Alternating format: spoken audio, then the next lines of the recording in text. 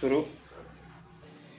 न्याय का संबंध सामाजिक व्यवस्था से है और उसका सरोकार जितना व्यक्तिगत अधिकारों से है उतना ही समाज भी है।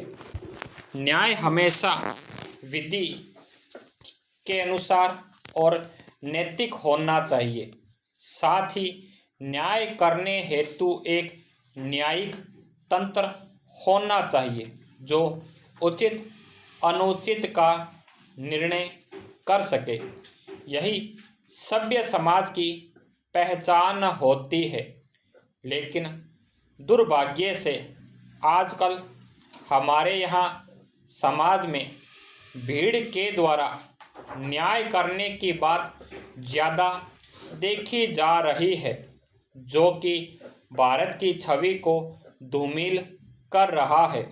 वस्तुतः इस प्रकार की घटना व्यक्ति विशेष को ही नहीं बल्कि पूरे समुदाय के अस्तित्व को संकट में डाल देती है।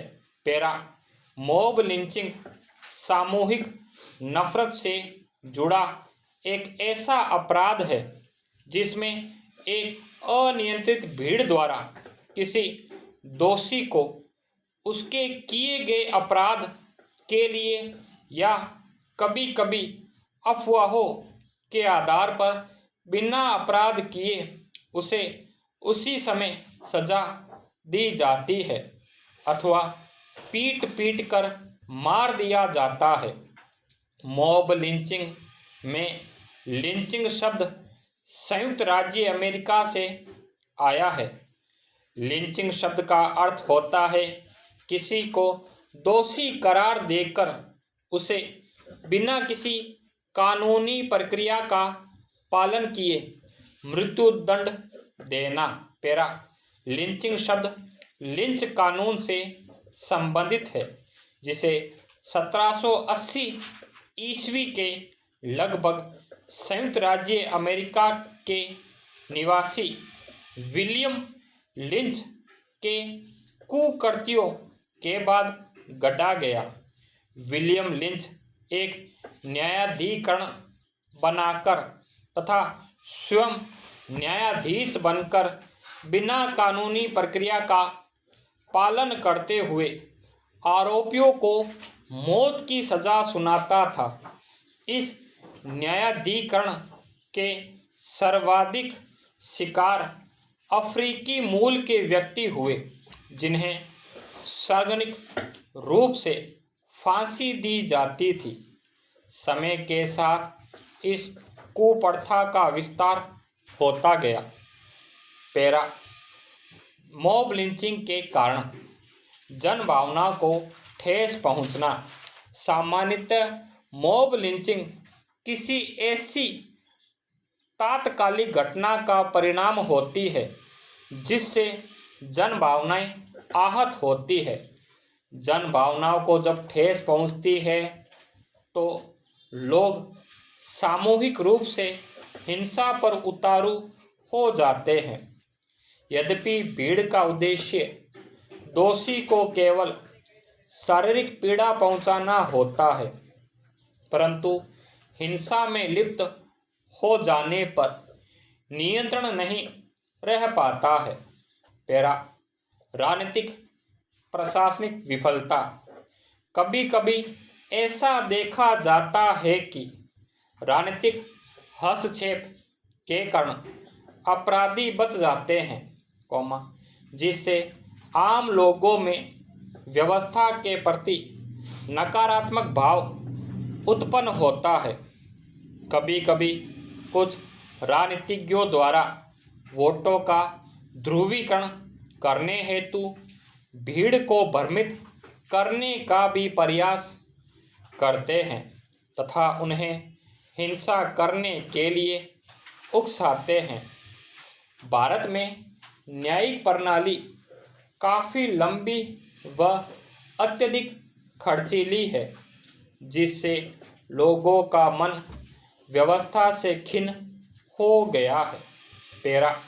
सामाजिक सांस्कृतिक कारक कुछ लोगों द्वारा अपनी आस्था एवं विश्वास को कानून से ऊपर माना जाता है, जिस कारण उसकी आस्था एवं विश्वास को तोड़ने वालों को सजा देने के कार्य को एक पवित्र कार्य माना जाता है।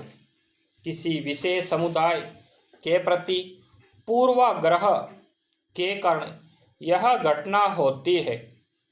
भारत में गो हत्या को लेकर की जा रही भीड़ हिंसा या मॉब लिंचिंग का उदाहरण है। इसके अतिरिक्त धर्म की गलत व्याख्या भी मॉब लिंचिंग का प्रमुख कारण है। आर्थिक कारक बेरोजगारी की स्थिति भी अराजकता को बढ़ावा देती है। बेरोजगारी के कारण आर्थिक अभाव होता है तथा आर्थिक अभाव के कारण व्यक्तियों में तनाव बढ़ता है। यही तनाव हिंसा की संभावना को बढ़ाता है। सोशल मीडिया का योगदान। वर्तमान में अनियंत्रित सोशल मीडिया ने तथ्यहीन तथा भड़काऊ जानकारियों के प्रसार को काफ़ी सरल कर दिया है। सोशल मीडिया के कारण एक छोटी सी घटना को राष्ट्रीय स्तर पर ला दिया जाता है, जिस कारण संबंधित जाति या संप्रदाय उससे जुड़ पाते हैं। इस तरह धीरे धीरे किसी घटना या विषय को लेकर एक भीड़ तंत्र का निर्माण हो जाता है। आज देश भर के अलग अलग भागों में मॉब लिंचिंग के जो मामले आते हैं, उनमें व्हाट्सएप, फेसबुक, ट्विटर आदि को मुख्य वजह माना गया है।